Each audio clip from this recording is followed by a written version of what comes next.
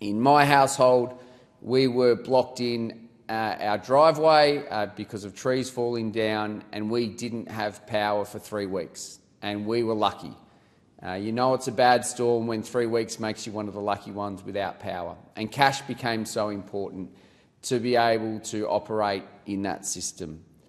And we need to remember and respect that there are a lot of Australians that don't like using credit cards, that don't like using digital payments, that rely and use cash because it's what they've always used and it's what they want to continue to use. And we should respect that, and we need to be really clear that any Australian that wants to use cash should always be able to use cash.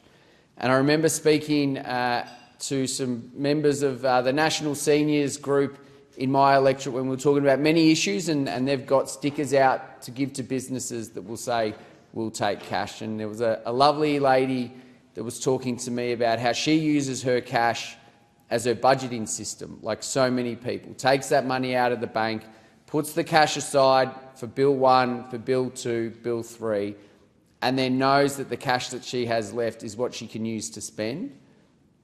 And once she runs out of that money, that is the end of her spending money for that week. And that discipline has been instilled in so many people. And so we need to allow people like that to operate in a cash system. But I also stand here as the Shadow Minister for the digital economy and cyber security. So I spend a lot of time looking at technological opportunities, our digital infrastructure and our cyber resilience. And there are huge productivity gains in a digital world.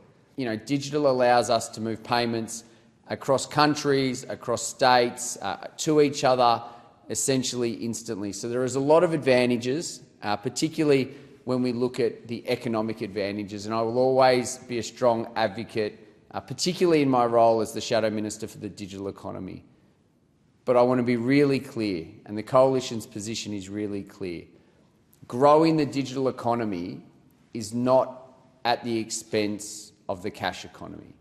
It is not about having a choice between a digital payment and a cash payment. It is about making sure we give that choice to the consumers. Those that want to use digital payments should absolutely be able to use them, and we should make them as cost-effective as possible. But those that want to use cash should always have the ability to use cash.